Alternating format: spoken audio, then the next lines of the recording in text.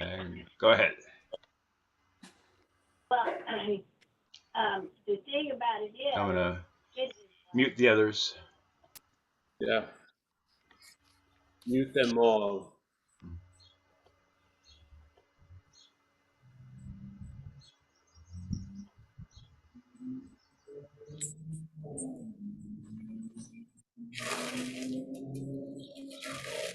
You ready? You ready? You ready? You ready? All right. See you. That's it. We're going to coffee. We got our agenda correctly. Hey, I'm so happy again to be here. I don't know. I haven't thought about that much, maybe. And just pounding away at the idea. Hopefully there's been a translation of Traveling Lighter. Yeah? As Mary, by seeing you're not Mary. Yes? Can you hear me, Mary? Yes. This is the Traveling Lighter. It's the benefit received by what you're not, but won't be produced by what you're not. Yeah? I've been sick. Yes? There'll be, might, yeah, somebody's on.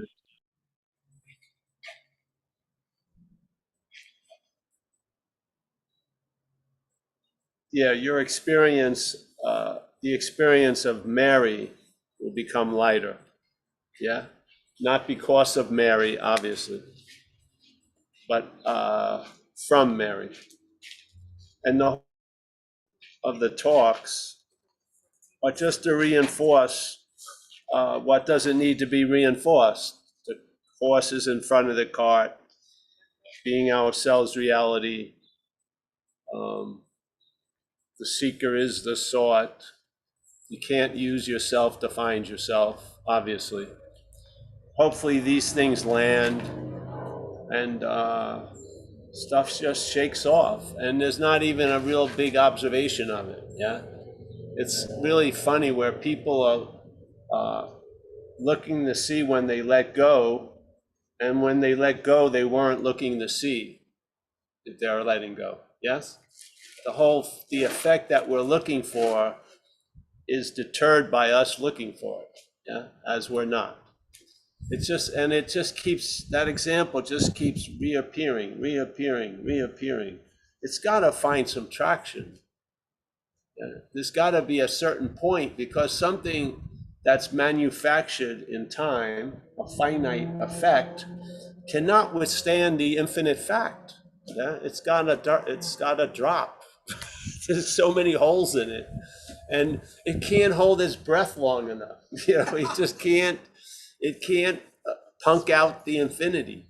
Yeah, it's just, you just see what you're not, and then, you know, you'll hear from the cards when the house of cards are falling. You'll hear from the cards point of view, but you'll see it from something else's point of view. Yeah, you'll hear the catastrophe of the house of cards falling as one of the cards, yet you're not a card.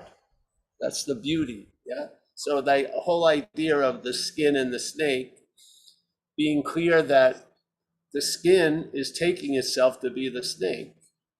Yeah. It talks as if it is, it lives as if it is, it reacts as if it is, but it's not. Yeah. Now it has a megaphone, so it's talking quite a lot from the skin's point of view, implying it's the snake's point of view. But really, the fact is, when it goes through that molting session, and it's, no one chooses to do that, yeah, it's just it's in the seat assignment of a snake. They molt the skin once a year, the scales. There's going to be a reckoning, yeah. Something that was clear is going to be seen to be clear. The skin is not the snake. And so the skin's point of view of thinking it's terrible, I don't know what I'll do, I'll lose all interest in everything, that's all coming from a myopic view of the skin.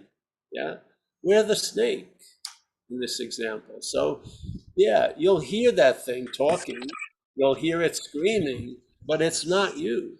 You know, that's where the relief lies. It's not, if you attempt to turn the volume down on it, that's turning the volume up on it. You can't, you know, if you try to cajole it and soothe it, it gets more fucking agitated. Yes, because you're the stirrer of the pot. You're giving everything the meaning it has. You play a huge role in this life, huge role. Yeah. Things can change completely without anything changing by just the way you see it. Yeah. And fundamentally, the way we've seen it has been sort of crippled by this myopic idea of duality. Yeah. That this object is the subject. Yeah. And therefore, if the subjectivity, which is wide open and panoramic, is defined by the objectivity, which is not wide open and panoramic, which is defined and limited by conditions, by programming, by length of time, you're not going to live freaking forever as the object. Yeah. So this view is happening in the larger view, but for this view to be seem to be the only thing that's happening, there's got to be an active denial of the larger view. You can't have two masters at the same time. Yeah. But when you see you're not that, the larger view allows and it encompasses the smaller view. And the smaller view now is of service because you're not that. So you think you need a constant reminder, and so you're doing the beads or the chanting or whatever. You got a more perfect reminder of the head's activity if you just hold it as not you. It's better than beads. There's only 108 beads. You're going to have thousands of thoughts that are claimed to be yours. Yeah, every second of the day, shit's happening that the head's arising and going, oh, that's me. Oh, that's about me. Oh, that could affect me. Oh, that was me. That was, yeah. So what greater reminder than the mantra or the beads is just seeing the head, seeing it, because that's a condition you're in before the condition your head says you're in, is the awareness of it. So now you're aware of that. You used to see it as an example of you, as an example as not you. It's beautiful. It's like love in a way. It reminds you all the time what you're not. I mean, you know, why would you're gonna outbeat the 108, fucking prayer beads. You are. Yeah. Because when you're doing the 108 prayer beads, the head will be saying, I'm doing the prayer beads, and you'll realize I'm not that. So even the prayer beads will be used just to infer I'm not that. Yeah. Everything that you're ever doing or involved with that the head says it's you doing it, it's a perfect reminder. I'm not that. Yeah. You're aware, the awareness, there's like a ticket tape that goes across the awareness. I'm going to be screwed or whatever. And then, it collates into I'm not that instead of, I'm going to be that. Yeah. Isn't that the perfect use of a resource, even if it's artificial? It's sort of like I've got the example of it in a life of recovery, because seriously, for some of us who come through recovery, there's a long period of time that you did not believe you had any fucking value.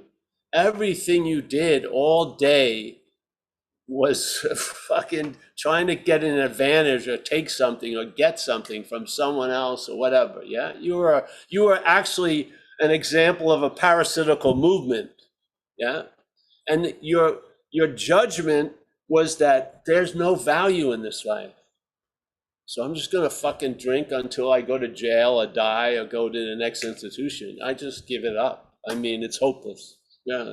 This seemingly hopeless state of mind and body is hopeless. And I've got no value. When I look upon what I've done, I don't see any good in any of it. Yeah. So I come into recovery with this burden of self and all the stuff it carries through with the past into this moment. And I saw something that I got introduced to, a way of life, recycled all that shit and got great value out of that shit that I said had no value. And I was adamant about I had no value. day in and day out, just running around San Francisco trying to get enough money to get a shot of Coke and trying to drink and steal something so I can get some calories to keep my drive to get a shot of Coke. Yeah. And looking at everyone as a fucking completely objective. I could care less about people. I just wanted to get high. Yeah. And this whole thing, I could go through it with a fine tooth comb. I found no gold in it, none. Yeah. And yet I got sober, and this I feel a divine choreography comes in, grace, whatever you want to call it, and then recycles what you deem to be totally valueless and put great value in it. Because now you can meet someone in the same throes of a situation that someone's not going to listen to anyone else other than someone who has experienced that demoralizing, pitiful condition. Yeah. And now that condition that you said has no value is being put to great value. So here, that head, you have to admit, the reaction and the programming to the head has not produced great value. Has it? It's produced a huge story of you and everything else, but it hasn't produced great value. Yeah. It seems to have created heaviness instead of lightness. So here you go. You get this message. You are the seeing of what you're not. Yeah. How do you get the sense of being the seeing, or what you want to call it, awareness, or that spacious, whatever, is by seeing what you're not. That's how you come to a conclusion that's already set. It just doesn't spring like that here. You got to, it's like a bumper shot in pool. You can't get to the 8-ball. You got to hit it you got to get, there's something in front of it. So you hit the bumper and you hit it that way. So in this way, yes, does your head constantly reinforce the sense of being the doer, the thinker, the feeler, the seer, the hearer, the taster, the toucher? Does it or doesn't it? Is the whole narrative based on you as a body, or is it based on the spirit? Yes? What does that? What mines that value in all that activity, all the mental chatter, all the reactions, all the interpretations of stimuli, perceptions of this world? Is there a meaning that's being given to that before that happens, or while it happens, or after it happens? Yeah. So that which we're perceiving could culminate to a different idea if we weren't the perceiver. Yes. So all the perceiving would support the fact that I'm not the perceiver instead of reinforcing the fact that I am not the perceiver. Yes.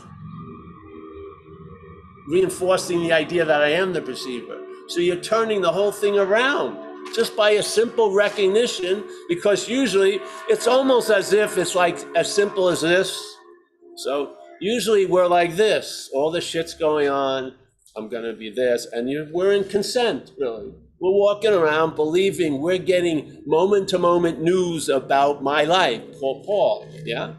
With, historical evidence and future projections. And I'm usually walking around, yeah. Why not? No. There isn't anyone there, but there's a movement. So, I'm worrying about next week. Worrying about next week. I'm worrying about what about next month? Worrying about next month. All right. I'm worrying, no, yeah. Isn't worrying about next one may come up? Is your head going to take something and say something like that? It is, isn't it? It's going to say, you're worrying about next month too much. And then that implies you shouldn't be worrying about it that much. And then you get into this whole fucking minutia, yeah, which just reproduces you. You could see it, and I'm not that, yeah?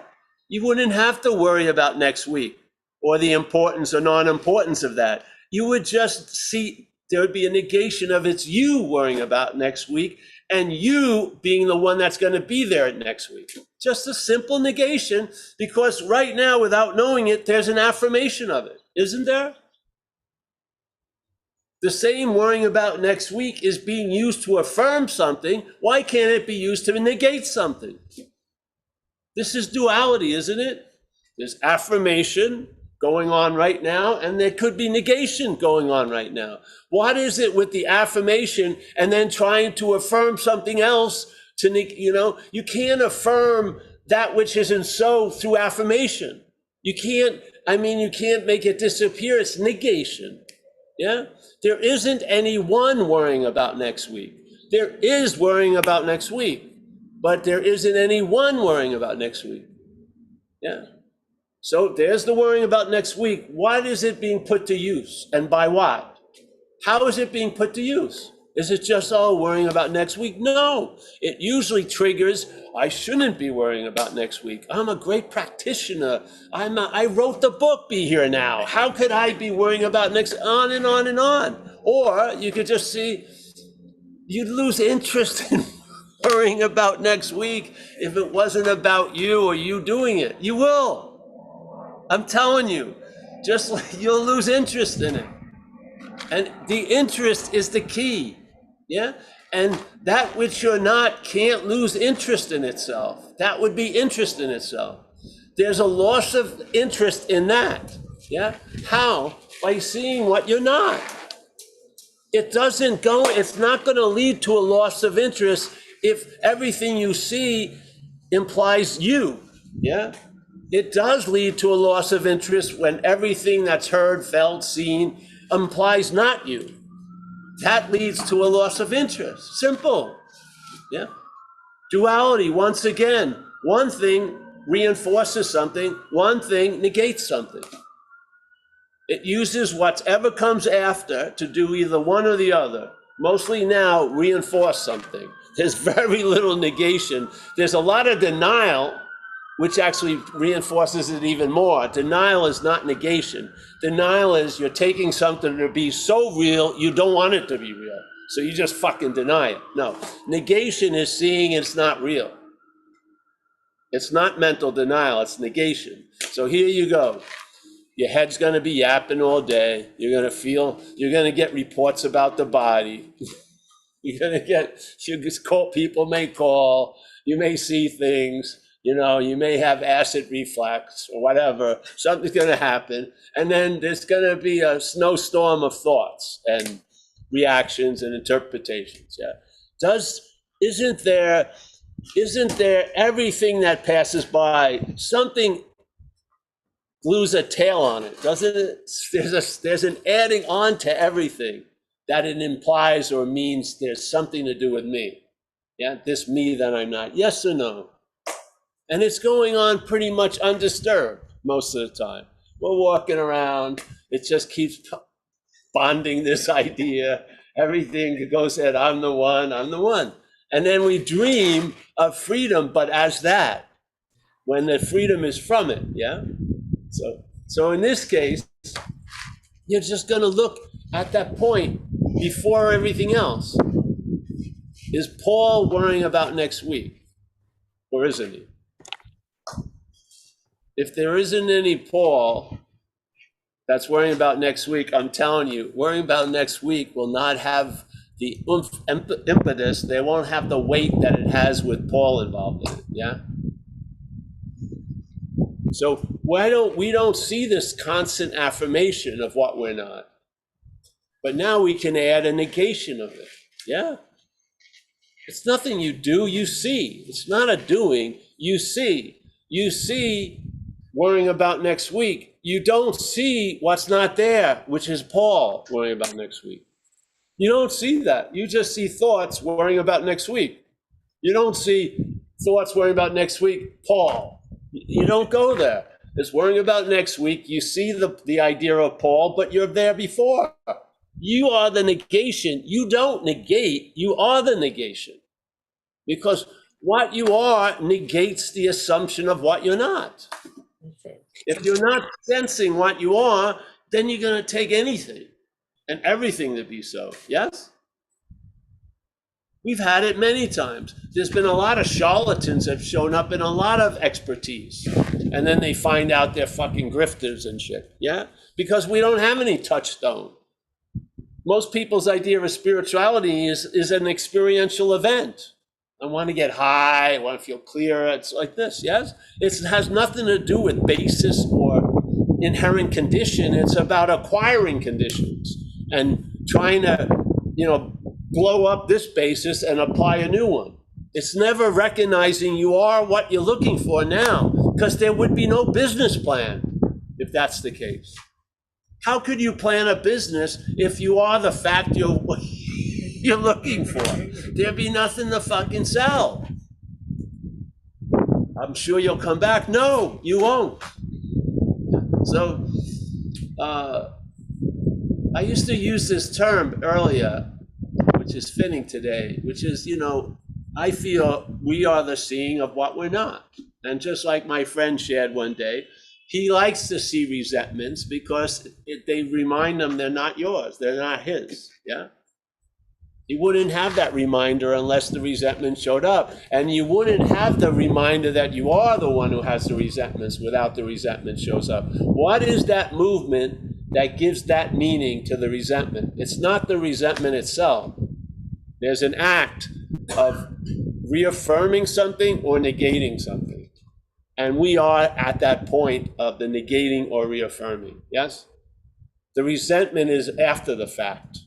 The worrying about next week is after the fact. My opinions about how I'm looking today is after the fact. It's what's before. And if we are what we're looking for, then see what you're not.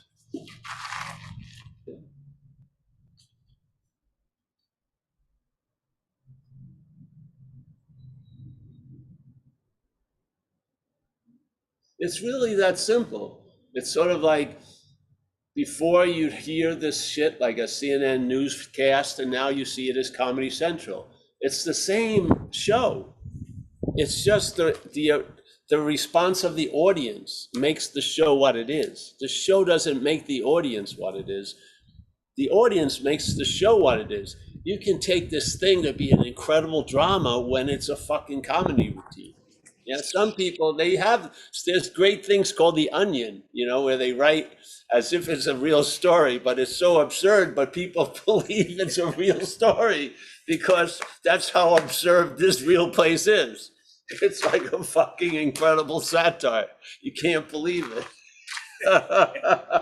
So the story is just the story. It's the response that makes it so juicy. Yeah, the satire, the irony of it. Because one person's reading it, this is what happens. They say something, and then the person who has a big role, and they pronounce like, the Yeti is running for office, and the abominable snowman or whatever, which in fact is absurd, but some fucking news site sent it to them, and now they're standing in front of their Senate assembly. We've got to get prepared for the Yeti. And then they have to make a big apology 2 days later when they said, hey, bro, it was a joke. No, never happens. What I mean? Oh, wait, we're under attack. No, you're not under attack. But for that to happen out here, it's damn well happening in here completely. So a lot of this shit goes under. We don't see, do we? We see the worrying about next week. We don't see what's there before the worrying about next week. What notices that?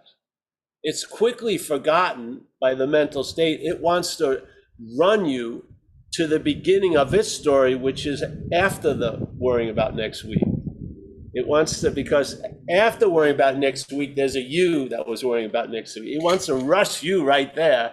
It's you that's worrying about next week. Then the next week is just like a diving board. It just starts doing fucking flips and shit and, cannonballs. And you're wondering why, but it just sets it off, yeah? What happens if there's a negative point there? There's a negation. Yeah.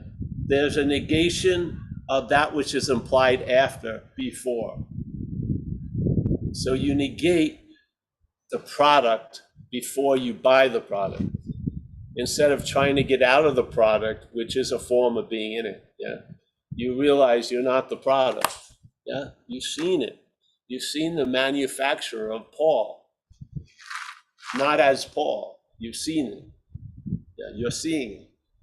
That's why it's the beauty of negation, because we are what we're looking for.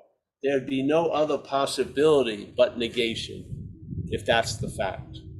There would be no need to affirm and reinforce what we are. It doesn't need any reinforcement or affirming. It is. Yeah. What we need to do is negate, yeah, what we're not. It's not us negating it. You just see it finally. It's just the awareness can see, oh, something was putting a tail on one of the 2 plus 2 equals 4. 2 plus 3 equal 5. Wait a minute. That was a 2. It's 2 plus 2 equals 4. I was seeing it as 2 plus 3 equals 5. Therefore, motherfucker. You know what I mean? Where did that little tail come from? Well, that was implied. That was implied when you were seeing 2 plus 2 equals 4. Something said, no, it's 2 plus 3 equals 5. Now we're here, no, we're negating the 2 plus 3 equals 5. Then blue is blue, red is red. Clarity is clarity, yes? When you're screwed, you'll know you're screwed. You will. You know, when you feel like I got to take a break, you'll take a break because you'll be correct. When you say, hey, it's a little too much today, I'm going to chill if I can, you will. Yes? It isn't like, I shouldn't be.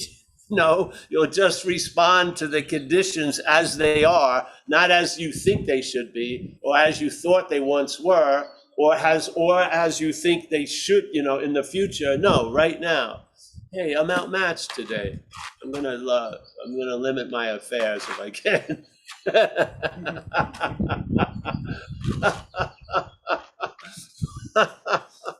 So that's where the negation lies, yeah? Then the negation lies right where you're sitting. In a weird way, the mental state is using you as an affirmation of what we're not. And in another way, we're going to use, and there's not going to be a using, the what we are is going to be the basis of negating that affirmation. That's all. It's not a new affirmation.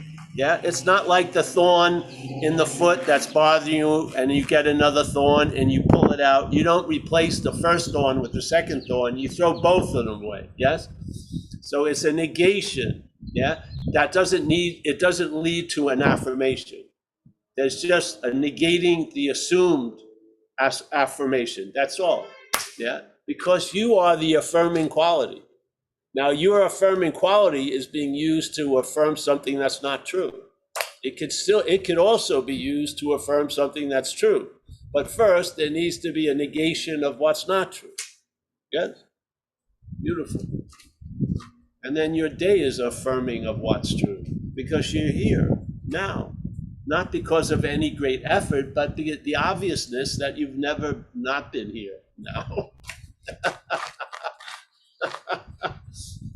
So what happens if the moment here now is being used to reinforce what we're not? Yeah, we're in the effects of what's not happening. If it's being used to negate that, you're obviously here. Yeah. There was no giant gymnastic move you had to make. You just see, hey, I'm not that. How much more? If you want a reminder, what better reminder than that? Yeah. How am I going to remember what I am? By seeing what you're not. There you go. You're not going to remember what you are by trying to say, I'm remembering what I am. No, see what you're not. That's the remembering of what you are. Yeah. Not seeing what you're not is going to be remembering of what you're not. Yeah. So one is an affirmation of something that's not so. One is a negation of that affirmation of something that's not so. That's it. It doesn't need to do any affirming. It is affirming. It's true. It's fact. Yeah. All that needs to be negated is the assumed fact. Yeah?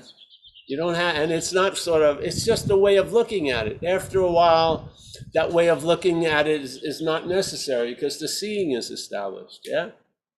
There's faith in the seeing. So all the shit that used to excommunicate yourself from this possibility of being here right now, or you need, I'm not earning enough fucking, credit to deserve this, all that shit goes, yeah? And you're just here, completely.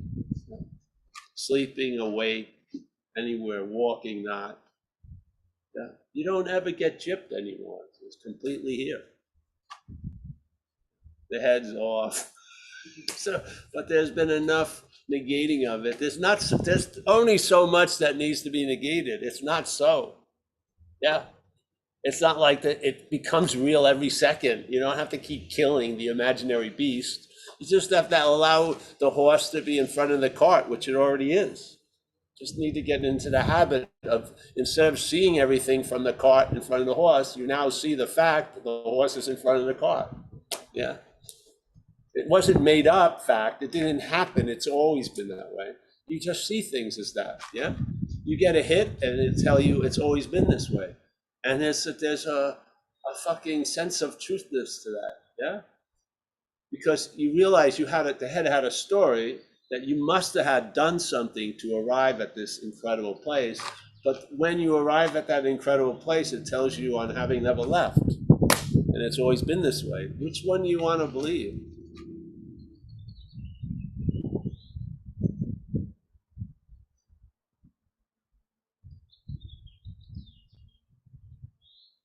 The one that, tries to explain the universe ad infinitum, or the explaining of the universe in a second.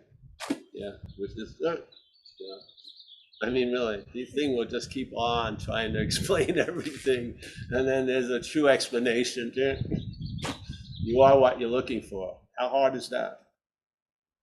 What needs to be corrected there? If you are what you're looking for, it seems pretty simple. Cuts out all the trips to the stores. You can put the catalogs away. I am what I'm looking for. So basically, whatever I'm looking for, I am already that which I'm looking for. Yes? What an incredible relief, isn't it? Why isn't it producing fucking relief? Why does that guy who finally gets on the train after walking to fucking, Madras for years with that big bag and living on the hope that it'll be great when I finally get to Madras 18 hours later, I'll put the bag down and I'll feel great. And that's the freedom he has. Yeah. And then someone tells him there's a train right here in Bombay that goes to Madras every hour on the hour. And so you think you've done enough. The guy, you're feeling pretty good. Hey, I saved that guy a lot of trouble. You go to the train and there he is standing in the train with the big fucking huge bag. And you go, what? Walk in there, hey bro, the train's gonna take you and the bag. You can put the bag down. Your responsibility is null and voided. Yes, travel lighter.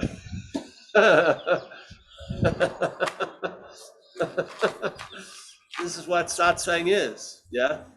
Satsang is going to the station, looking in the trains and seeing everyone holding a big fucking bag on their head and just knock on the window and remind them. The train's got you and the bag. I don't know. It's a joy, man. It is. It's a joy that there's such a possibility of traveling lighter that you can't imagine because it doesn't demand much work or effort. And it doesn't demand sacrifice or great martyrdom.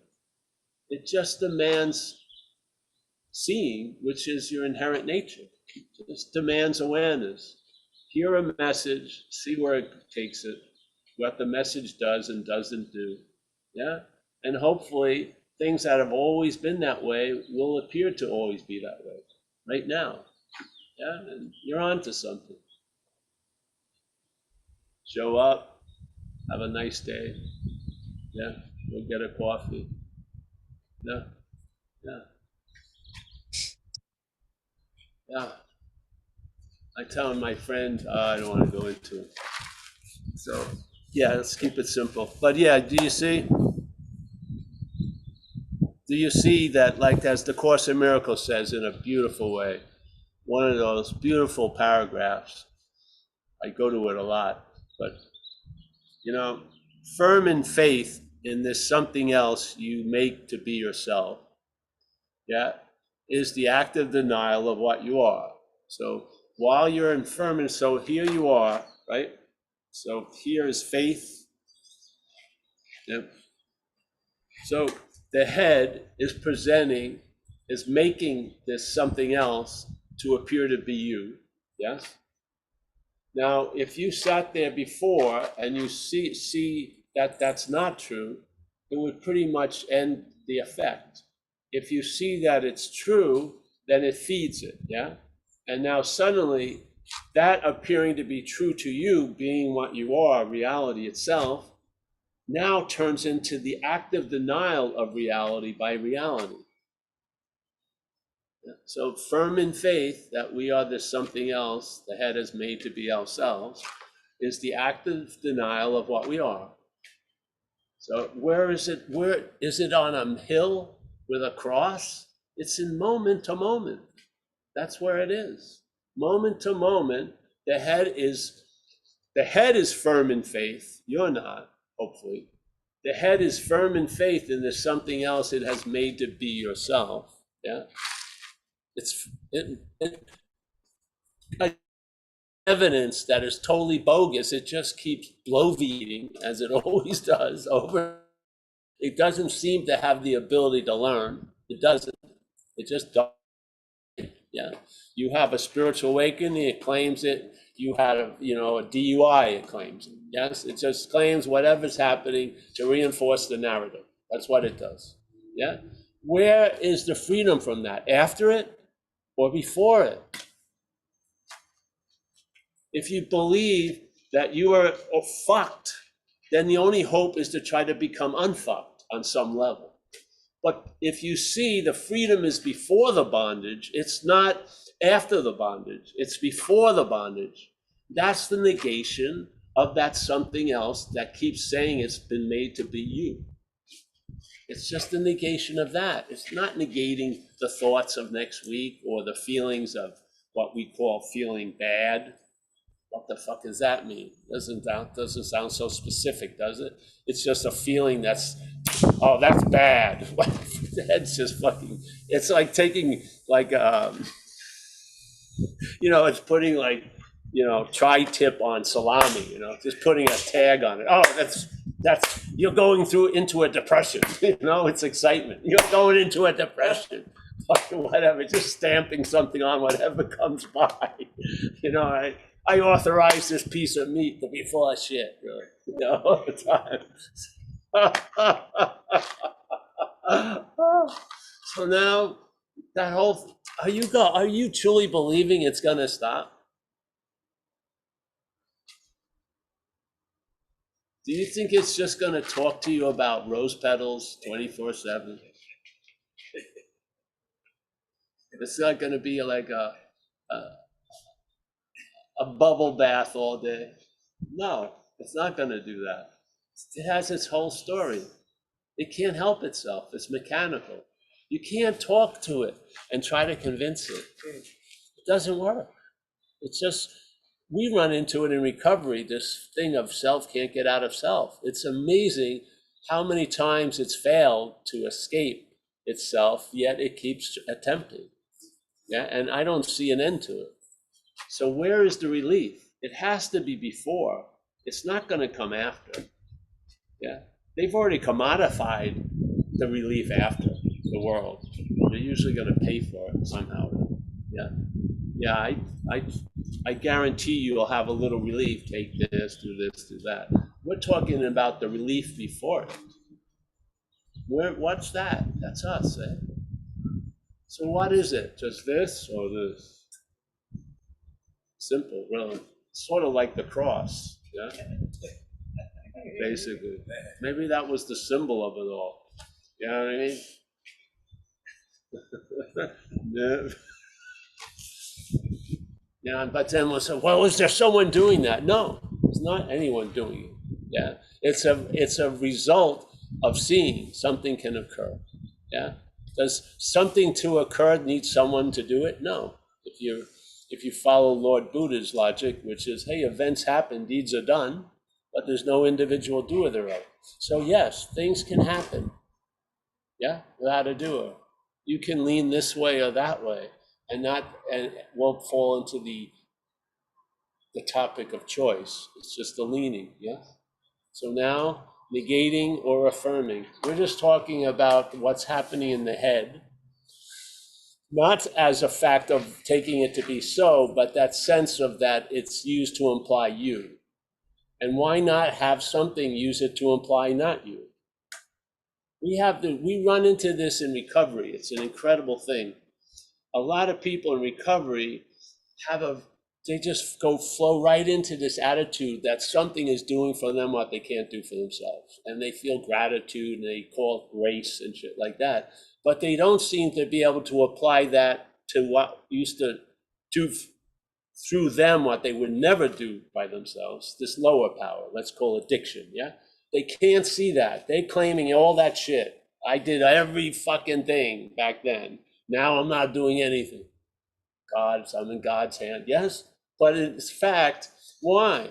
Why can't it be seen, the lower power using you just like the higher power to do what you would never do through yourself? Yeah. Why isn't there recognition there? And yet there's easily recognizing grace and being taken care of by a higher power now on that side, but not seeing what was being reinforced. Yeah. Yeah, I don't get it's trippy. So here, is the head being used to reinforce some ideas? Yeah. No matter what the topic is, there's an underlying topic that it's using that topic to reinforce, which is you. Yes. What would happen if there would be a negation of that before it's used as an affirmation of what you're not? Maybe you would be the living negation of what you're not, because you are the seeing of it. You are aware of it. Yeah. It's not aware of you. You are, or we're the awareness of it. So this is where negation stems from, is that being ourselves reality, then there's a negation of the assumed reality. Yeah. Because the assumed reality is getting reaffirmed all day by the way we listen to the head, by us. Yeah. So that's why I was going like this. Yes, no, yes, no. And so even when there's a yes, it's no. See, because the head will say, "Oh yeah, you're reinforcing." No, no, I'm not that. Oh, I saw that. You're not. No, I'm not that.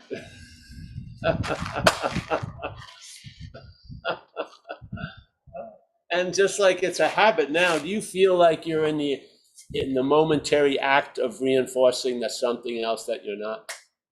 No, you don't feel that, do you? You feel like you're in Saturday, let's say. Yeah, but it's true.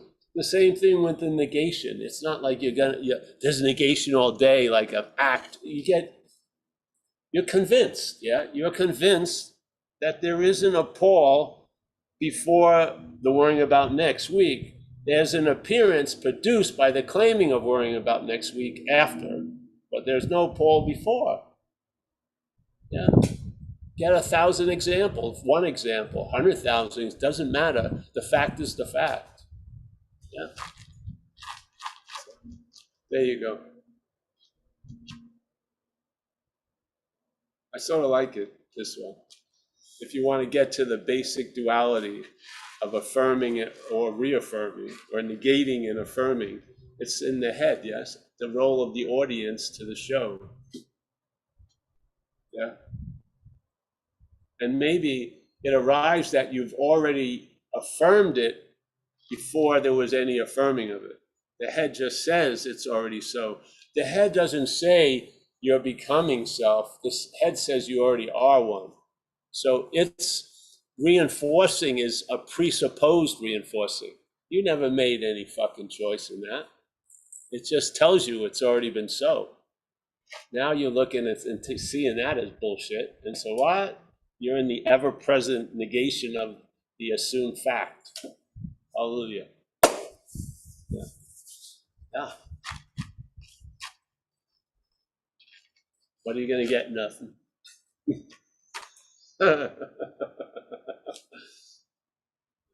All right. Well, any questions? Did you get that, honey? That little snippet? There you go. It's meant to miss you. Yeah. I saw you from a mile away, so I threw it earlier. So you already got it. Yeah, yeah. Oh, you have a question, my friend? Yeah. All right. Someone's questioning from the audience here.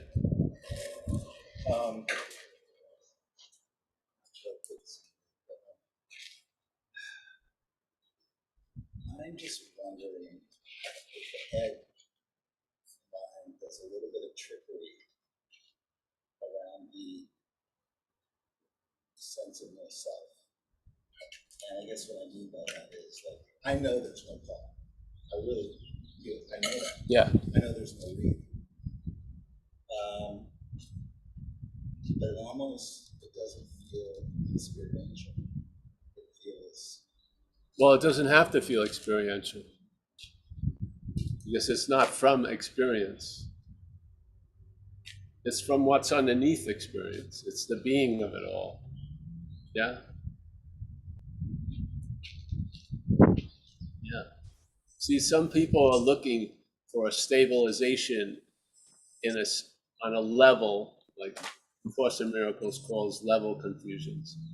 So people on a level of experience want a stabilization. In other words, they want to feel what they think it would feel like not to be Reed, which is coming from the Reed factory anyway. That's kind of where the trickery, I think, I'm suspicious of, because I've got this up before. I wonder if like coming to satsang is just a little bit of like bait and switch, and then I'm reinforcing an idea of something. Again, it could be different things. It's gonna be what it is for you. Satsang's nothing other than what it is for you. No one comes to satsang and has the same experience. Yeah. So satsang, everything is what it is for you. Yeah.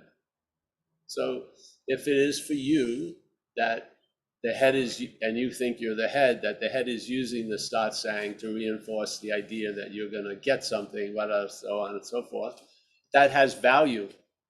You can see that and go to satsang or not go to satsang. You can see it, but it's not you. Yes? Yeah. This is the beauty about things.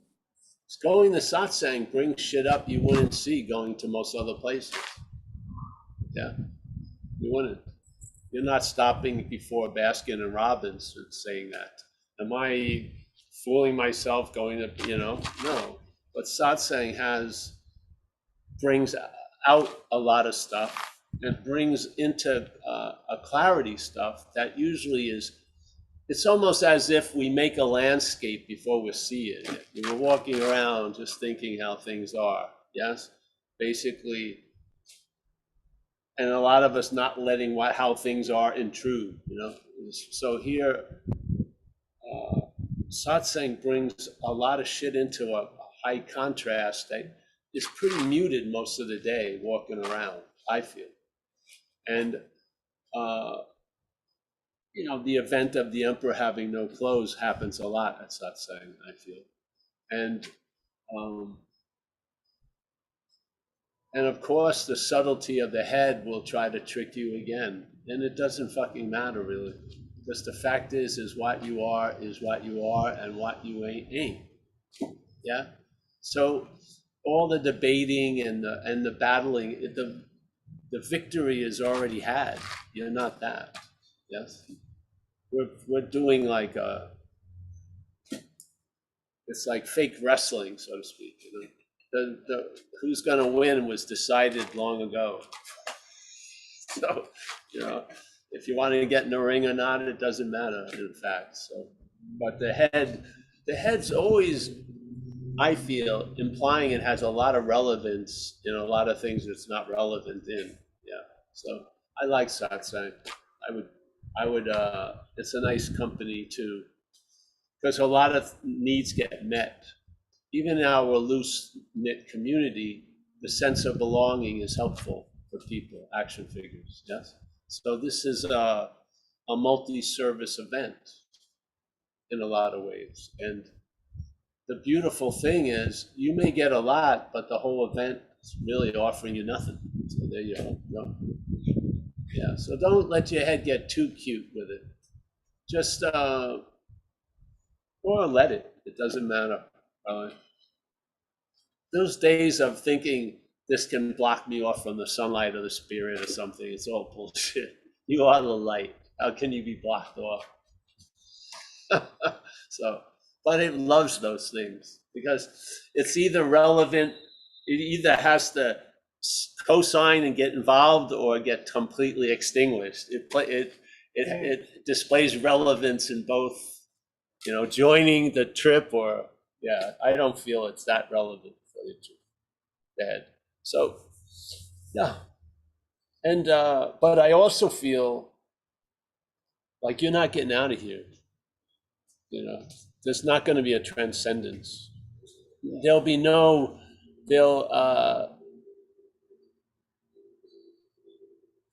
I've died a few times, came back. And I did come back with some stuff sometimes, yeah, something. And this place doesn't exist. In that other space, this never happens, not going on. You're not, these are the scars from 19, no, there's not going to be going over some scars or whatever. There's not going to be this compilation of whatever is going to be shook up, and maybe there'll be another kind of an appearance. But I don't think the thread called Paul or Reed is very long. It's like a little snippet.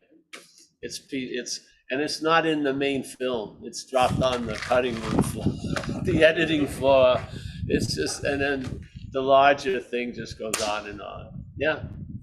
But do I feel like that all the time? No, of course not. I feel very important. You know what I mean? I mean, very important, very entitled, but thank God I'm not that.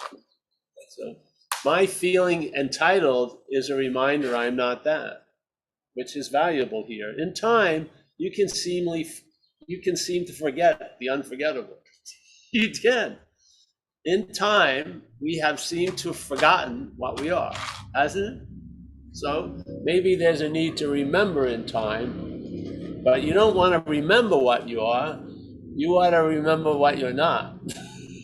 Yeah, that's the true reminder.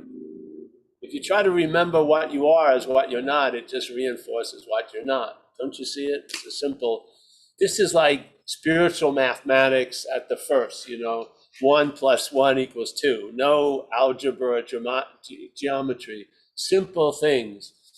If what you're not wants to lose interest in itself, that's interest in what you're not. Yeah, that's a simple equation. It can be applied anywhere. It explains the whole thing. Yes, you cannot use the Buddha to seek the Buddha. Yeah. Well, what's the most important part of that equation? The Buddha, yeah, the first. So the way we read the equation is you're telling me you're taking away the possibility of Paul using the Buddha to seek the Buddha.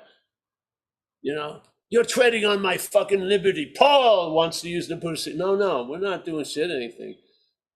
That Paul is Buddha, yeah? So you can't use Buddha. I don't care if you take yourself to be Paul, you think you're Paul, you were Paul, you will be Paul, you're not Paul. So you're the Buddha. So the Buddha, you can't use the Buddha to seek the Buddha. They're very simple, yeah? So another state, mind, big M mind. Can't use big M mind to seek big M mind. You can't use light, therefore another quality we are. You can't use light to seek light.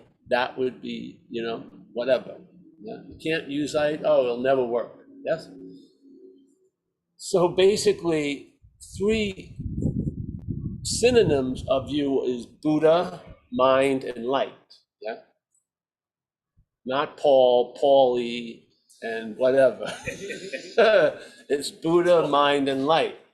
And because of that, you can't use Buddha, mind, and light, no matter what you're calling it, because it doesn't matter what you're calling it. It's Buddha, mind, and light. Doesn't matter what you're calling it. It's Buddha, mind, and light. You can't use that to seek for yourself. You're not going to find it, yeah, because you are it. Yes, that is the math of non-duality, basically.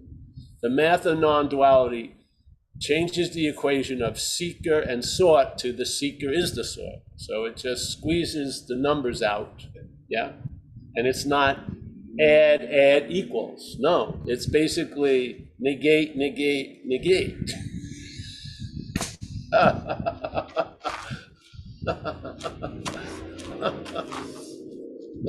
How do you get to 0? You never leave 0. Yeah. So 0, 1, nothing, 1, 0, a lot. Yeah. So 0 has an incredible value and has a lot of value. Yeah. Yeah. What people are looking for are a lot of zeros. They're the 1, like 1 million. That 1 is very unimportant. It's the 6 zeros after it. That's what's valuable. Yeah.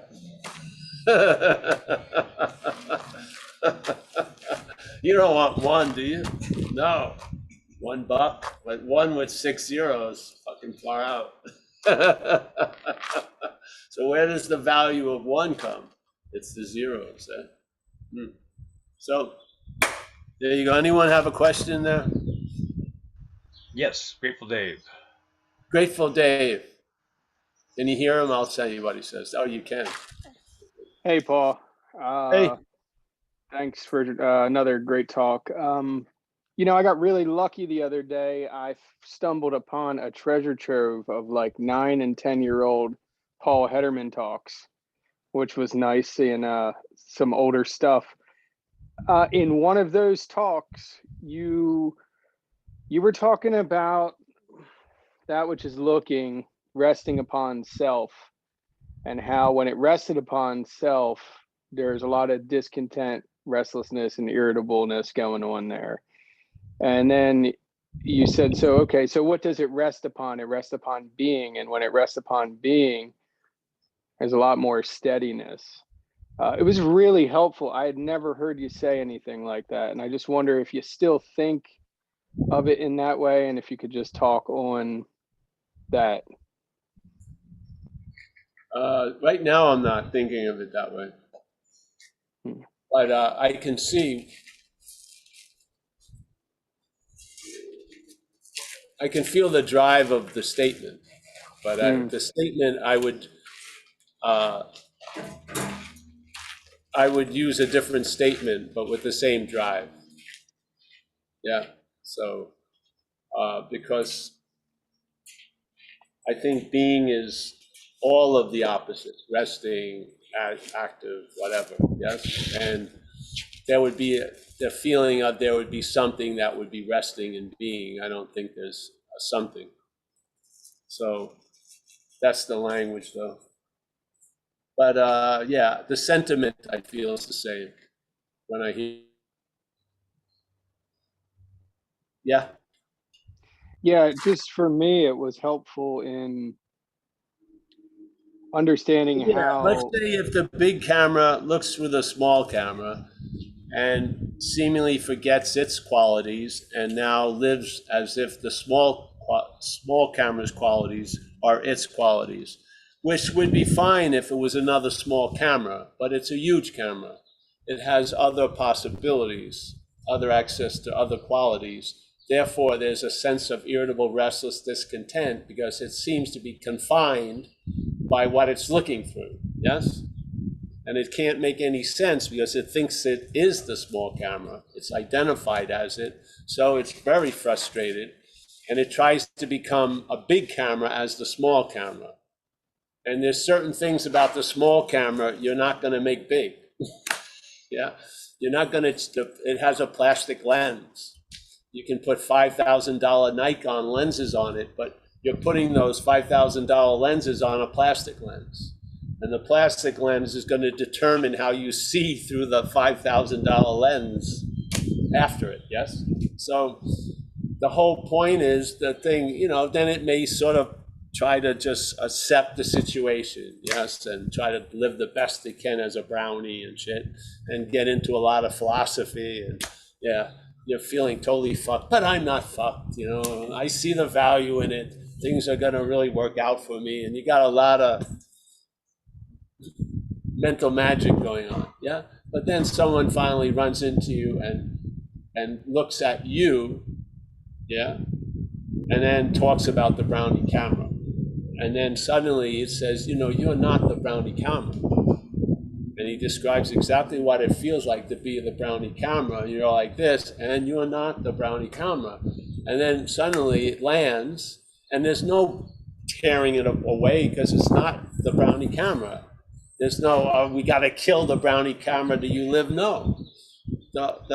The large camera is there in and of its completion. It just forgot itself by looking through the small camera. Sort of got, you know, looking through the glasses. It went into that world. Yeah, simple solution.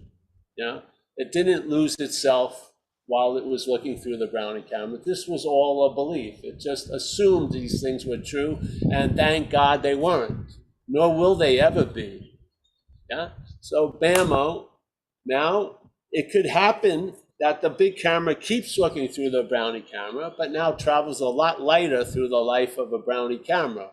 And it's not trying to put $20,000 lenses over a plastic lens. It just accepts the fact, I'm not going to have that many clear pictures. You know what I mean?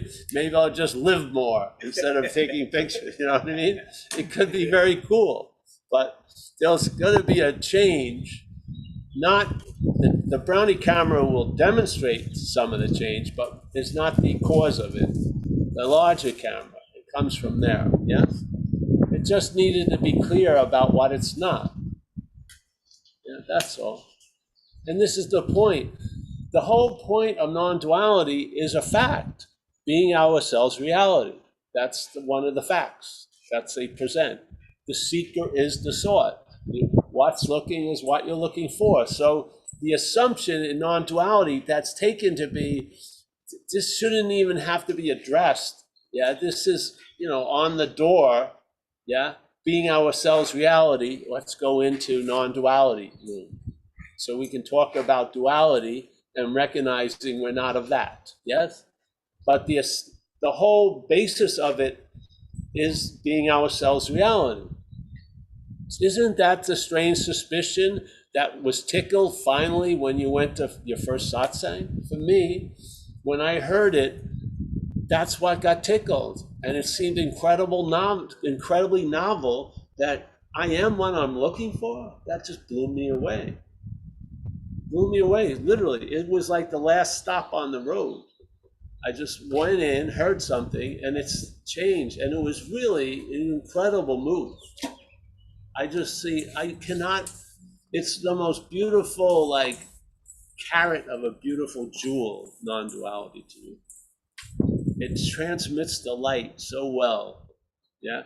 Because the light doesn't emit anywhere. It doesn't go anywhere. It's just there, yeah? And then you see what you're not. And all that, you know, all right, I'm a failure. You know, it used to suck being a failure at drug addiction, and that was usually defined as getting arrested quite a lot. It was bad. Failure in spirituality and shit like that. When am I going to be enlightened or whatever, shit like this, awakening. All that being relieved by a simple message. Yeah, simple message. It was just like the guy going on the train with the bag. You can put the bag down, Paul, you've forgotten that. You're on the train to Madras, but you're still feeling fucking heavy. What's wrong? Well, here you go. So, yes. Yes? I don't know where that came from. What were we talking about? Just got lost there. All right. Yeah, we're all good. Thank you. Thanks, Paul. Thank you, Grateful Dave. What? I enjoyed that ride so much I forgot is this the roller coaster or the carousel? Forgot which one we were on. Hey, anyone else? We got to get going. No other hands. Thanks, Dave. Hey, thank you, Grateful Dave. Yeah.